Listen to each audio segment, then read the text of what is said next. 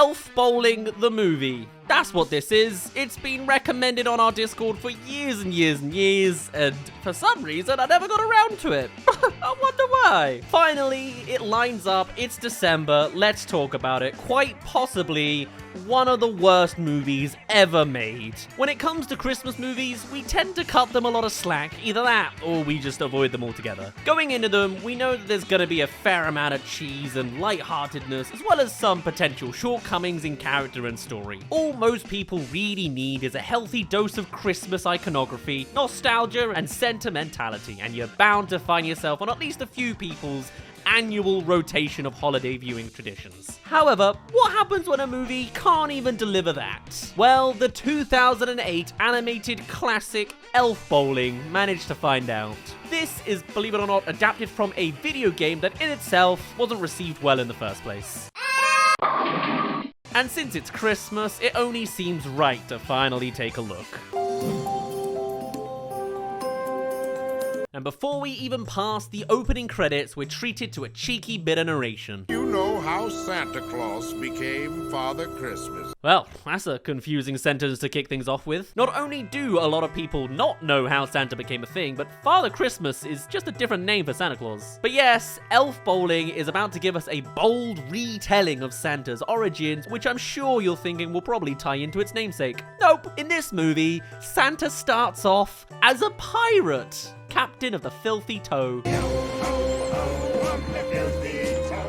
To be fair, it's an original premise. No one else has done it. In fact, it could actually be an interesting idea for a Christmas movie if it wasn't Elf Bowling, the movie, handling it. A movie that, despite clearly being cheap kids fare, was rated 12 in the UK due to one use of profanity. We'll get there. I'll keep an eye out for what word they may have been thinking of. And with that premise in mind, prepare for Santa to speak like a pirate for the entire movie. Who pooped in a peanut barrel? However, fear not, his origins as a giver of toys is fully intact as we see him sending toys to an orphanage. It's always an orphanage in these, isn't it? Well, at least initially he does by getting his crew to steal toys and then send them back to kids by throwing the toys into the sea? Signed, Captain Santa Maria Clausewitz Kringle. Oh, panic over. He's written the orphanage down on a label, so that'll help things along. Into the sea they go. We're then introduced to Santa's brother Robbie Rotten, Dingle Kringle. That's his name. Immediately from his poorly animated sneaking around, it's clear that this is our bad guy. Anything you say, brother. Even the voice has a Ouija vibe. However, there's a more concrete reason why his voice may sound familiar, and that's because it's none other than SpongeBob himself, Tom Kenny. And believe me when I say, this isn't even his worst role in the movie. Oh boy, we got some interesting choices to discuss later on. But back to the Nintendo lawsuit at hand. You fat, mangy-bearded blubber bucket. The first of many elaborate insults this movie coughs up. Santa enlists Dingle to assemble the crew so they could watch him bowling. It's the first check-in with the movie's title. How do the elves factor into this, though? Oh, don't worry, we're getting to that answer soon. For now, we're just on the classic version of bowling. And before you question the historical inaccuracy of this movie having pirates bowling, because of course that's the leading question you'd have for elf bowling, fear not, bowling is over 5,000 years old. So there's every possibility that pirates could have played it. But not in 600 AD, which, as we find out in a later sequence, is where this movie scene is meant to be set. 600 AD. The golden age of piracy was around the 1600s, or nowadays after streaming service antics. But to set this in 600 AD, they cocked that up by about 1,000 years. A millennium! By this movie's logic, there's only like 100 years separating pirates and the Roman Empire. Obviously, this being a movie about Santa Claus the bowling pirate, it isn't like historical accuracy should be a major concern here. I think just the fact that they decided to start this movie in the year 600 as a creative choice is the more baffling thing. But for those who care, it's a thumbs up for the bowling, but a thumbs down for the pirates. But anyway, back to the game. Oh, yeah. Oh, yeah. On this ship, the crew appear to regularly play bowling against Captain Santa, and every time they inevitably lose, they have to pay up. I can see why they may lose patience with this guy as an employer, which they do with accusations of cheating. It were Dingle would fudge the figures. Dingle's clearly not happy with the accusation, as true as it probably is, and they start having a duel, with all the choreography of a PS2 game. It's somewhat nostalgic. Not for long though, as the crew descend into full-on mutiny and push them both into the sea, which immediately Captain Captain America's the both of them. That's funny, the toys that were aimlessly being dumped into the ocean didn't immediately freeze over. Cue titles that absolutely do look like they should be attached to a video game. We also get a subheading for the movie here, Elf Bowling, the movie, The Great North Pole Elf Strike. Long after you've forgotten this title, it transpires that this is actually a pun. However, I think we can all agree that it is completely unnecessary. This is a 10-letter title for a movie adaptation of Elf Bowling. For those wondering, Elf Bowling was originally a PC game released in 1998 for Windows computers. It would go on to get both a Game Boy Advance and a Nintendo DS release to generally negative reviews. We'll get into how the movie deviates from the games in a bit, but let's just say that the game version from Santa is a bit of a fascist. Topical. The frozen versions of Kringle and Dingle Kringle eventually wash up at, what do you know, the North Pole. Uncle Grunkle wins the Funkle Bunkle kind of storytelling this is. It's here where we're introduced to who's meant to be our main character, Elf, but we never really learn much about him. He and his weird-looking friends discover the frozen pirate brothers just in time for them to have some awkwardly forced back and forth. Lex, what the dingle bobs are they? Well, that's certainly a vocal performance. Also, love how he's immediately lining up the questions as if Lex is gonna have all the answers. Like, sorry I didn't prep a full Q&A, my guy. I just found two guys frozen in ice and thought it may be worth telling someone. Even when Lex whips out his magic bell, wonder if that'll become relevant in his bowling movie, this guy and his actor's interesting vocal choices just won't give him the time of day. Are you cracked? The absolute venom in that line, my god. So yeah, they unthaw the brothers and it turns out Captain Santa is part of a prophecy. It's him. Oh, the cranberries is him. Again, absolutely no chill with this character. Ironic considering the location. Like, they immediately look at a giant statue that looks exactly like Santa, and apparently this guy couldn't put two and two together. Hasn't this statue presumably been at the center of your village your entire life? We then discover that prophecy entails the arrival of Whitebeard, which leaves a couple creative decisions to be questioned. For one, surely it would have made more sense for his pirate name to have been Whitebeard and the prophesied name to be Santa Claus, you know? Well, whatever. However, admittedly, I do find the prophecy written on the statue to be quite funny, as much as it looks like they just quickly found a font on Microsoft Word. Look, they're cracking open like boiled sea serpent eggs. An everyday delicacy for this guy, I'm sure. As soon as they're unthawed, the brothers continue their unconvincingly animated sword fight. I said don't thaw them out, but did you listen to me? No. Why are they friends with this guy? I want him to be the villain now. Maybe even Santa, because though Dingle moves out of the way in time, it looks like he attempts to murder his own brother. But he does get some comeuppance as Lex uses his ball to set Santa's ass on fire. Oh, fire on the poop deck. Cue a minute of him running around panicking before finding some water to put it out when he was surrounded by snow the entire time. Might have been handy to use that when dealing with your poop deck. Enraged, Santa picks up the elves by their hats, which seem to have no trouble holding their weight. Quickly identifying them as elves after previously almost killing Dingle, Santa manages to defuse his latest advance by winking at him. Something I'm just noticing with the animated surfaces, why does Santa's beard and skin look like they're made up of clay in close-ups? Well anyway, cue another weird moment. You two wouldn't be pirates now, would ya? What gives you that idea? Of course, it's the old put a slice of cheese on my head routine. Buying that quite easily, the elves show Santa and Dingle the toy workshop. Only with fun will work be done. And if you think our #1 sass elf doesn't have something to say about that tone of voice, then you'd better think again. It's our sacred creed, ya butt-scratching baboon. Why are all the insults so elaborate? As the doors open, you can see how basic the animation is in some of those wider shots. Look at them walk in like it's about to switch back to gameplay mode. However, to be fair, there is a lot going on in the shot of all the elves working. I'd say not bad for a $6 million budget, but I still don't see all that money in this movie. I'm glad they managed to get one detailed shot in. Anyway, it doesn't last long in the wake of this interesting moment. If I didn't know this was based on a video game, I would have sworn this was called Elf Bowling because it was inspired by bowling animations. But what's with all this work, you ask? What explanation are we given to why they are aimlessly making all these toys in a pre-Santa world? We play with them and then store them in that mountain over there. Yep. In fact, they have 3 mountains full of toys that presumably got played with a couple of times and then thrown in there. Though from the shots we see, it looks like it just goes straight into the mountain.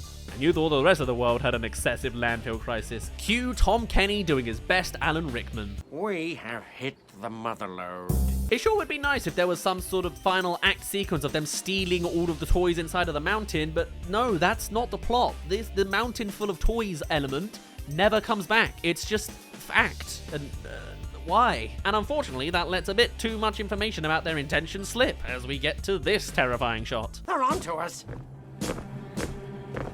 I take back what I said about the workshop animation. Look at all their unmoving faces and hold up, they just copied and pasted the same 4 character designs. Not even just the background characters, the 3 main elves have 3 different versions of themselves between them. $6.5 million?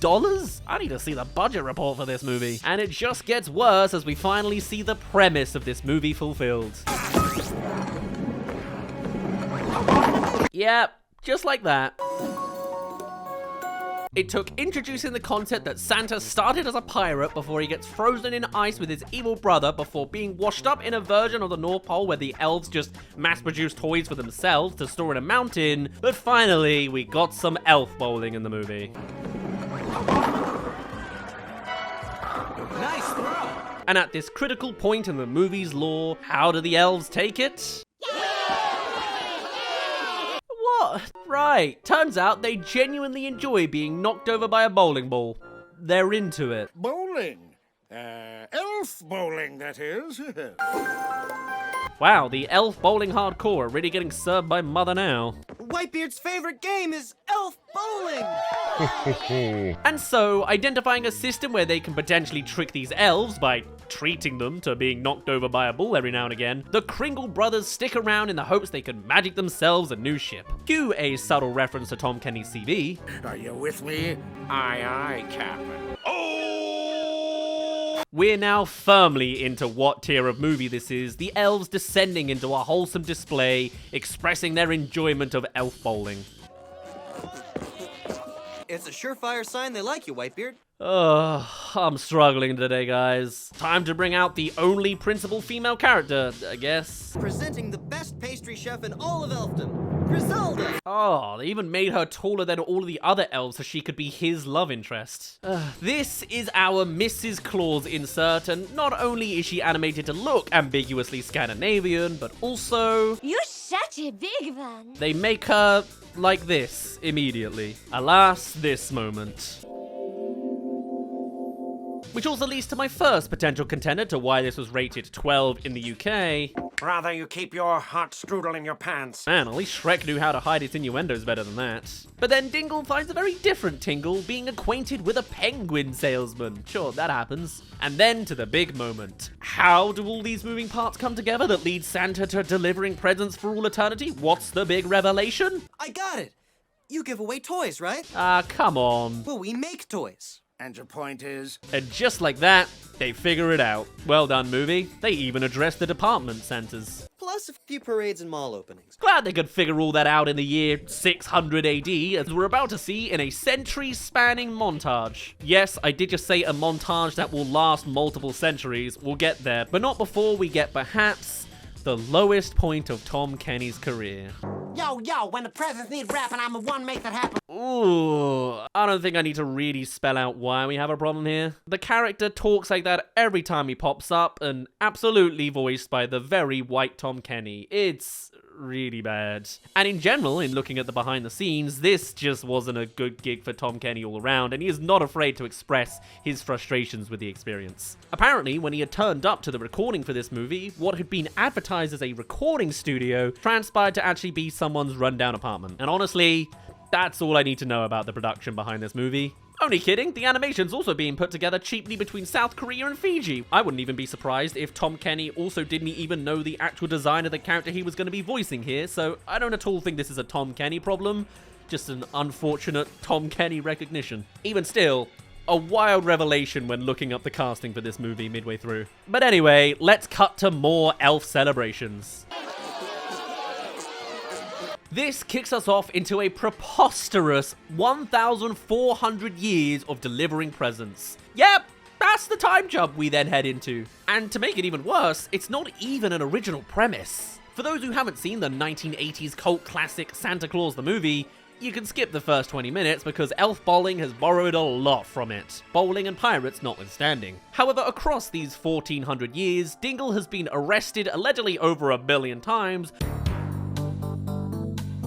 before Santa and Griselda got married in 747 AD, as we see in the montage from a newspaper printed 1,000 years before the actual invention of the printed press. And then all of a sudden, we jump to the present day, where after this full 1400 years, Santa's finally put together a bowling alley. Considering these elves were after that sweet getting bowled over action, they had a patience of steel waiting for that long for the end of the deal. It's just a dumb animated movie, but I'm still baffled by that time jump. I'm sure if you'd said Santa began delivering presents when pirates were actually a thing in the 1600s, everyone would have been fine with it.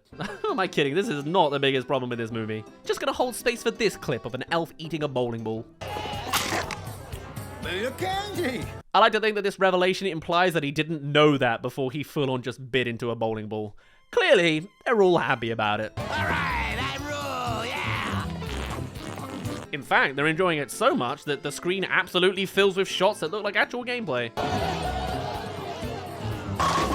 Remember, this is a $6.5 million movie. I know that's not a lot in the movie world, but how do you waste that much money and end up with this? However, after a millennia of just putting up with Dingle's antics, Griselda, now the bona fide Mrs. Claus, has had enough. Following a rip-off of the opening scene of Curse of the Were-Rabbit, we get into a full Kringle domestic. And yes, that is actual Comic Sans on the back of Santa's clipboard, in case you were wondering. Although the couch potatoes for morons gag on Dingle is pretty funny, I gotta say. He's nothing but a schemer, a scoundrel, and a mooch. Some nuanced accent work for you there. Now that Grizzy and me are married, time you got a place of your own. Wow, only having this conversation now? You got married in 747 AD. Has he just been on the sofa doing this all that time? You've been sleeping on me couch for 600 years. Oh, wow, okay. Anyway, having not dealt with the problem for a millennia now, Santa finally suggests Dingle find his own place. The only thing that is the bigger inconvenience for Santa is... Wait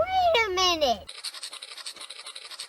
The only thing that is the bigger inconvenience for Santa is workers' rights. Santa, we gotta talk about the union demands. That must have stung for the probably underpaid animators strung together for this. If the voice acting booth was a dodgy flat, I don't even want to think about where they were. Weirdly, this is the first time the movie really ties in with the lore of the game. Because in the game, Santa is a nasty piece of work. Because get this, in the game, workers' rights also come up, leading to the elves going on strike. And what was Game Santa's solution to this? Throw bowling balls at the striking elves to teach them a lesson. That's one way to squash out the unions, I guess. I bet the CEO of Starbucks absolutely loves this game. I don't know which version's worse, to be honest. This game version or the movie version that wants you to believe that they enjoy being thwacked by a 16-pound bowling ball. Tricky one. Anyway, Movie Santa wafts away the little socialist bubble. Unions. I think we always knew that Santa was a capitalist. Anyway, we then go to Dingle at an empty bar with the penguins and schemes to swap with Santa. So I can pull the old switcheroo. And switcheroo he tried to do during, of course, a solid elf bowling session. But not before he pulls the light bulb out of the ceiling so he can hold it during his evil laugh.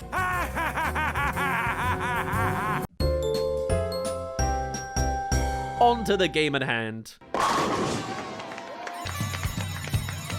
Look how much they love it, by obligation of not presenting the workplace abuse of the original game. Unfortunately for him, those pesky workers' rights do creep back in to ruin his fun. Not only that, but apparently the toy count is off by 6 billion. 6 billion? I'd love a word where that noise happens every time someone says billion. Oh no. This script was written a little bit earlier, but now, if that sound effect played every time someone said the word billion, you'd hear it a lot this week. And I mean, being off by 6 billion is pretty bad going considering the world population at the time was 6 billion. Does that not mean that they've made no presents? Did nobody notice that? And what about the adults? Are the adults requesting toys from Santa?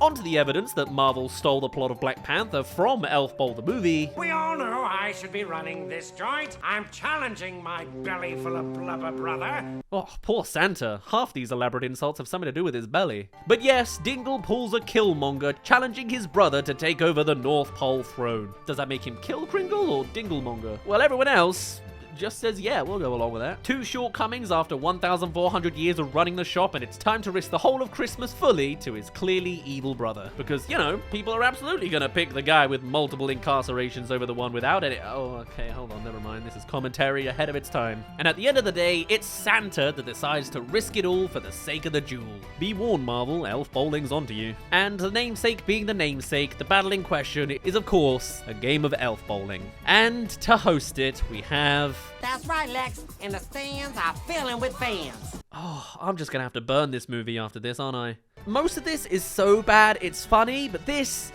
is just bad, really bad. As the game begins, the penguins very subtly waddle off to do something suspicious, and here's another cutscene looking moment.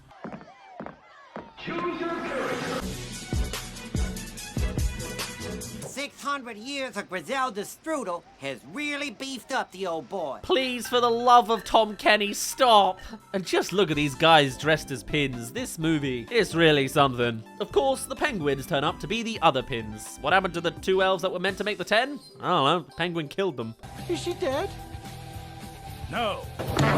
They're going for a mobster vibe anyway with these penguins, so they may as well have. The movies are 12 in the UK, don't forget. We also learn that Dingle can suddenly stretch his head across the court to talk to the penguins.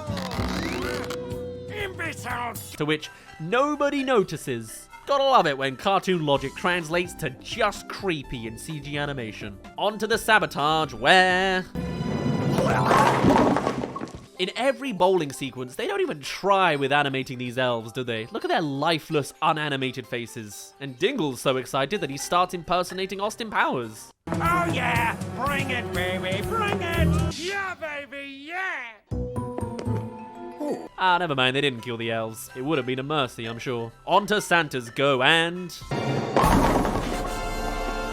look at how much fun they're having! And then, of course, naturally, the penguins stand back up, and everyone's like, oh no, we've got to have Dingle running things now. Guess you beat me, Dingle. I'd like to think they didn't even mean that as a joke. Beat me, Dingle. Hey there, you've made it to the halfway mark of this video. Come along and subscribe if you haven't already for more terrible movie review episodes. This is likely the last terrible episode we're going to make this year, so I hope you have a good Christmas and a New Year's. Still uploading daily on a bunch of other stuff if I can get around to some copyright issues I've got in the background. But otherwise, the next terrible will be sometime in January. Back to the second half, though, of the terrible elf bowling movie. Beat me, Dingle. But of course, in keeping up with minimal conflict, Dingle gets rumbled and Santa's made the winner. Dingle denies his dingling, blaming it on The penguins!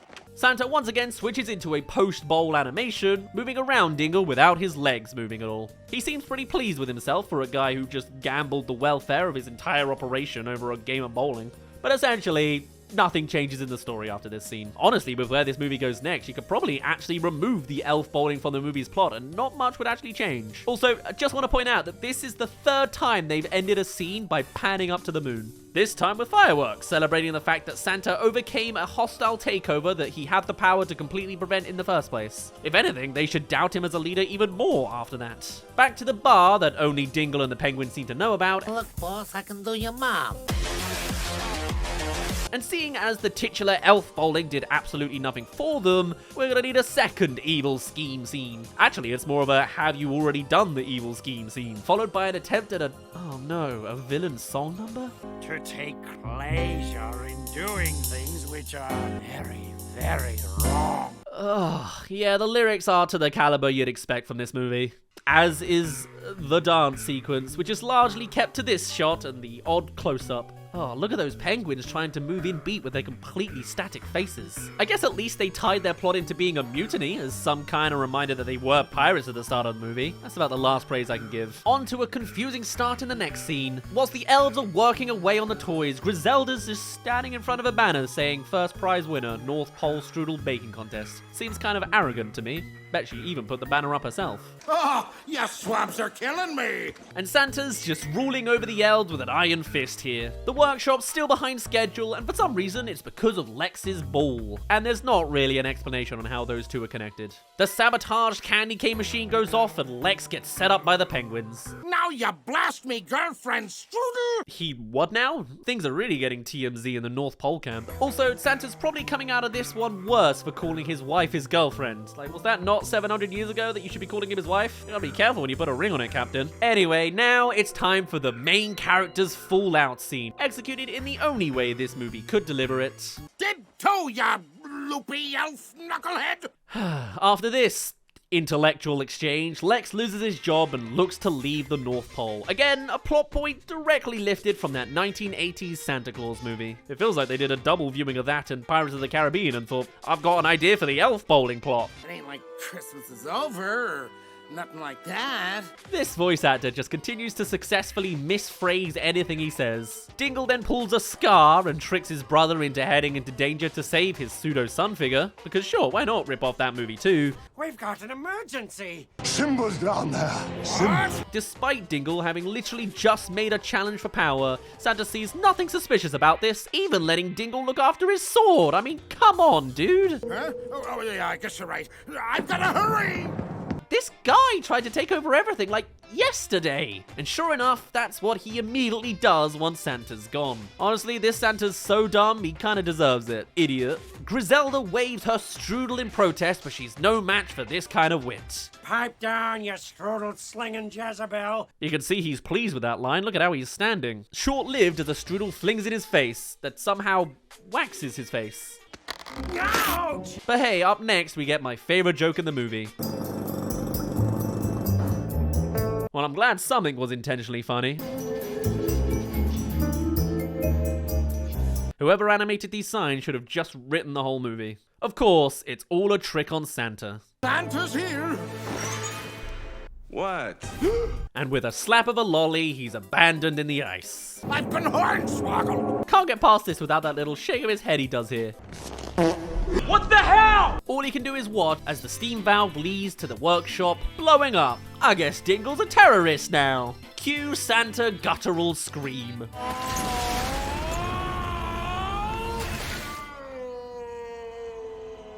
Possibly my favorite unintentionally funny moment. Like, it sounds as though the voice actor tried to add genuine devastation to that outcry. And though they don't mention it, I'm pretty sure some elves must have died here. I mean, the whole factory blew up. Not everyone's getting out of that. All the bowling pins survived, though. Seeing as there's no way to make them central to the plot, you gotta get them in any way you can. On to the most convincing fake note of all time. To be fair, there's another movie with Tom Kenny I'm very much a fan of with a similar gang. I stole your crown, signed Eugene Krabs! You get the format. Despite the note being obviously suspicious in how frank it is, all the characters believe it anyway. Haha, joke. Maybe I would have enjoyed this version of it more if the rest of the movie was, you know, any good. Immediately buying into this, they immediately switch allegiance to Dingle and follow him over to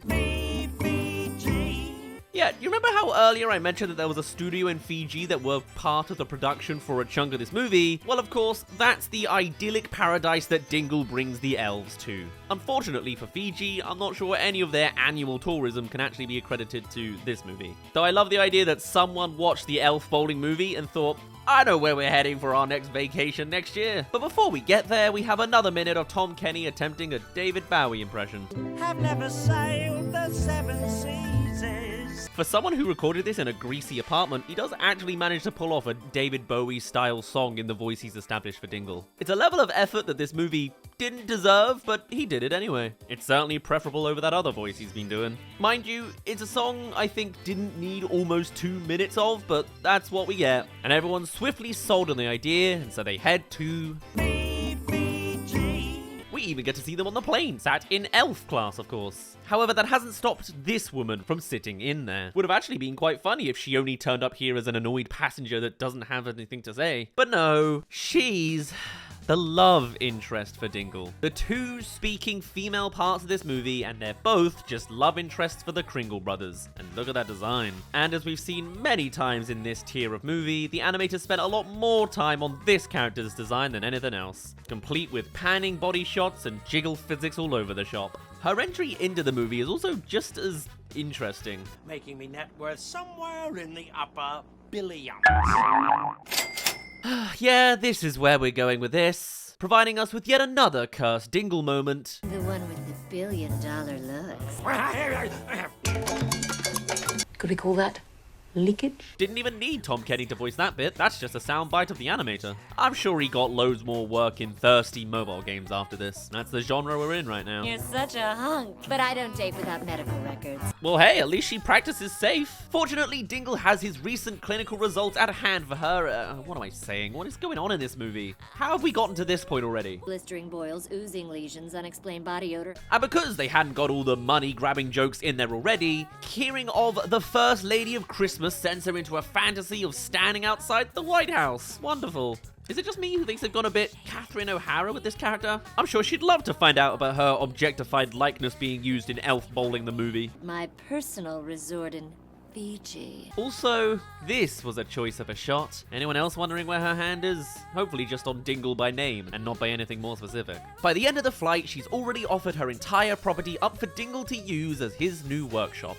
No messing around here. Within minutes, she signed him away. And by the big entrance sign, I'm guessing her name's onto a strangely threatening looking shot. Turns out, when you don't have the head in frame, tall people with pronounced bellies can be pretty intimidating. And yes, the native Fiji characters are an addition to this movie. Welcome to Fiji. Now, I know this film was partially produced in Fiji, but I can't imagine this is exactly an accurate portrayal of the people who live there. I'm a pasty British guy, I'm probably not the best guy to make a call here. Let's just watch Dingle's weird tribal dancing.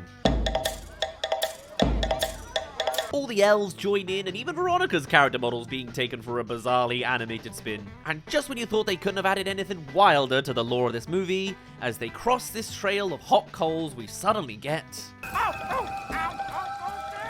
What? Did Syndrome have a child with Ember from Elemental? What's going on here now? And within the space of the song, they've updated the signage to feature a big old Dingle on it. Time for another eerie shot of Dingle and Veronica dancing together, clearly animated separately from each other, and then just chucked into the same shot. Gula, gula, Fiji is a gula. Yeah, I'm sure that's culturally accurate, don't worry about it. After almost 3 minutes of this dance sequence, it's time to finally check back with Santa. With Griselda coming to the rescue. And honestly, after all the Veronica stuff, his heart melting the ice away seemed weirdly sweet. Unlike the subsequent kiss, which just leaves you thinking about how his lips are half of the size of her face with these contrasting character designs. Yeesh. Anyway, defeated, he's all but ready to throw the towel in before Griselda reminds him of... It was destiny. They really couldn't help themselves, could they? Empowered, he shoots off, completely abandoning Griselda on the ice, where he'd been stranded in the process. Nice one. Meanwhile, we discover that Dingle has yet another plot up his sleeve. After finding somewhere where the elves would have probably been pretty happy working without question anyway, Dingle decides to instead put slavery on the table. And that's no exaggeration. They literally drop the slavery bomb in this movie. Dingle even gets out a whip, disguising his sweatshop as Dingle's funhouse, which sounds more Nickelodeon in the early 2000s. He tricks all the elves inside and sends them all into hypnosis. Not unlike another Tom Kenny movie I know. All hail Plankton. What's going on here? Or another way of looking at it, he hypnotizes them into doing the thing they willingly would have done for him anyway. All except for Lux, who's still desperately hanging on to the main character energy that he doesn't really have. In fact, he's so immune that he walks straight in and doesn't get hypnotized like all the others. That's one powerful ball he's got down there. Not for long though, as Dingle snatches it off him and blasts him through a concrete wall.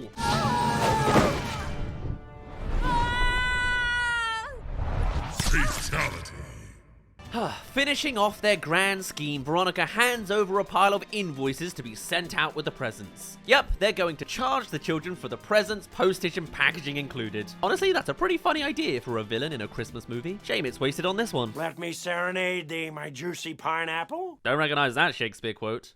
Now it's time for another Dingle song number, once again with the same singular wide shot with him in the center. This time with Veronica aimlessly dancing around him. But now it's about... Slavery has made many a scoundrel well-to-do. This does not feel like the movie to be handling this topic. The picture behind them of Dingle dressed like an old-time slave owner just takes it up a whole new gear as well. Slavery is the best game in town. Dare I say, there is some air of social commentary here. I just don't think that Elf Bowling the movie was the one to carry said commentary. Stepping away from the slavery, finally, we get an ominous second shot of Lex with the chief. I like the easy breezy feel.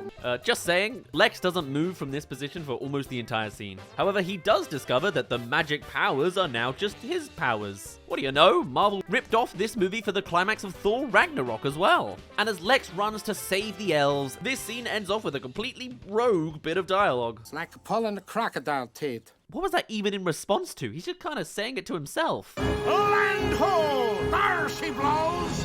don't forget, he's a pirate. This movie is so chaotic, I probably would have enjoyed it more if I'd missed the opening scene and had absolutely zero context on why Santa's talking like a pirate. Honestly, you really didn't need it to tell this story ultimately. You could have just added the fact that Santa has an evil brother called Dingle and not introduced it like that at all. Right you are, my ruby-lipped rutabaga. With yet another shot of the animators put in there for themselves. Where the Feliz Navidad? Feliz Navidad. Where did he come from? Dingle spies Santa coming. Come to think of it, me fun bag wielding wench. Fun bag wielding wench. Somebody wrote that, and they're not done there as the how many words can we stuff into one insult challenge resumes. You weaselly, rotten, double-crossing, Christmas-stealing runt! Oh, I have to be careful with that last word there. Santa then brings a sword to an orb fight and gets caned for it. Actually, they bury him in the sand, and for whatever reason, the animation movement for it tickles me. Lex, me boy, get me out of here! And it gets even better as he proceeds to deliver the I had everything I wanted all along speech in his little sand hole. It's you, Lex, kindest, dearest little elf of them all. What makes it even better is that the vocal performance makes it come across a tad disingenuous. To be fair, I don't blame him for not meaning it. Have we seen Lex do anything to be the kindest elf of them all? From where I'm standing, he's been in a big strop throughout all of this. Also, seeing the Easter Island heads with human eyes is a little bit creepy to me. This is like a chick flick, except it's a munchkin and a fat guy. Oh man, why am I laughing at this? That's probably the most 2000s line in this movie. And just to finish off the whole slavery thing, we get this shot. Well, I guess Dingle's a more honest supplier than most. Lots of brands out there could do with that label. Time for another 2000s joke inside of a minute. Should rake in a cushy 6 trillion. Another year like this and I can afford TiVo. I've also just noticed that Dingle's sweatshop kind of looks like a strip club from the outside. And as Santa and Lex go to break in, it's time for the payoff of that creepy flame face from earlier. You remember that random thing? Awesome booty. Yeah, it's just another interestingly incorporated female character. And that's what that setup was all about. Of course, Santa and Lex get inside and stop the hypnotizing wheel by spinning it in the opposite direction. Couldn't they have just stopped the wheel? How come my underwear's on backwards? No idea why they felt they needed to add that line. Anyway, that works, but the elves still don't trust Santa, as emphasized by our favorite. Why should we listen to you? You said elves stink. And to save time, this bit literally just goes, the elves don't trust Santa because of the letter. Lex says that Dingle wrote the letter, the elves changed their minds. Excellent. Welcome to the world of taking everything on face value. And just to get another movie ripped off, as Dingle the imposter Kringle flies off on the sleigh, the real Santa jumps aboard after him. Which, as many kids of the 2000s may know, is also the climax of Tim Allen's Santa Claus 2. But don't fret everyone, because Griselda managed to escape the glacier she was left abandoned on by her husband, flown all the way to Fiji, and got a taxi to the scene. Cue an obligatory fight between the two female love interests. Wouldn't have expected anything less from this finale. And so Griselda kicks Catherine O'Hara in the face and offers her some strudel. Have some strudel. The most delicious strudel I've ever tasted. I was wrong about the best unintentionally funny bit of the movie. It's this. I know what to do. You just can't top that. That is just peak comedy for me. And as his hand actually does start to glow, it might be even funnier. My guy's about to launch his Mario Final Smash move.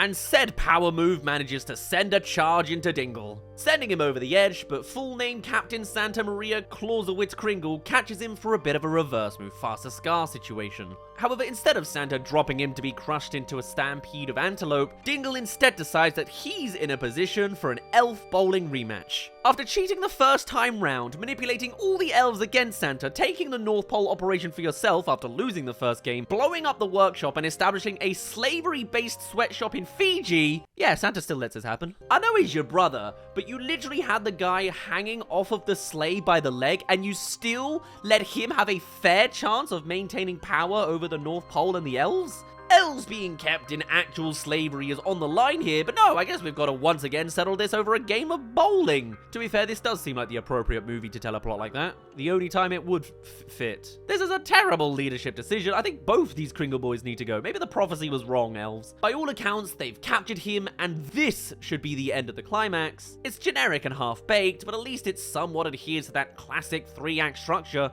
But no! They need to shoehorn the game it's supposedly based on back into the story, which the story itself otherwise doesn't even need to have it in there. And so we've got to drag it across one final game of elf bowling. But maybe this game will be different. Maybe they'll have added tension considering what's at stake. Perhaps they'll play a full game rather than just one shot each. Maybe, no, okay, the game plays out exactly the same way as last time. After some more problematic voice acting in the commentary, The pins are raring to go, and Dingle grabs his first ball.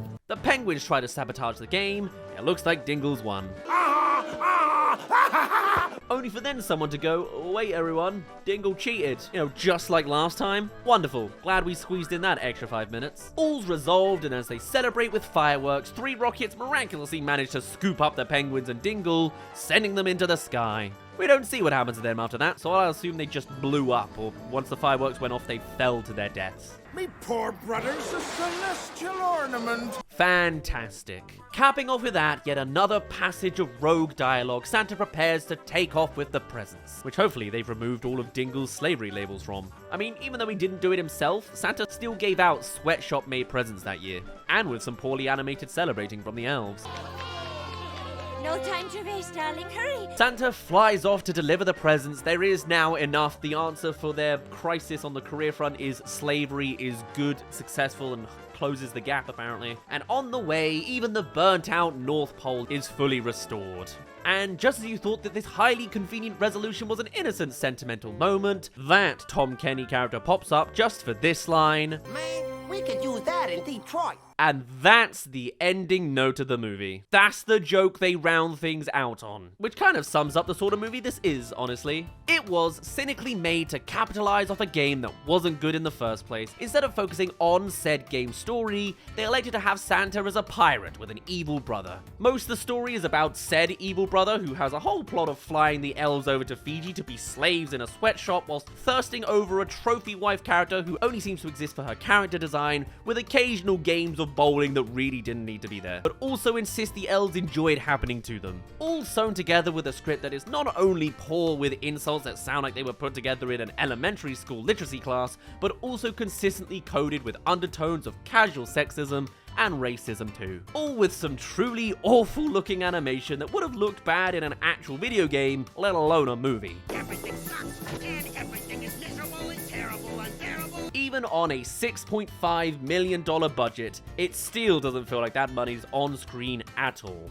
All in all, it just feels like a Santa's grotto at the back of a rundown liquor store, which is why I'm now gonna head off to wash my hands, maybe bleach my eyes. Thank you, Elf Bowling the movie. I'm glad your great Halloween pumpkin heist sequel was never made, but you certainly were a terrible movie for the Christmas season. For now, my name's been Daz. Thank you very much for reaching the end of this video. Do tell me your thoughts and let's clown on the terrible Elf Bowling movie some more, and I shall see you all in a little bit.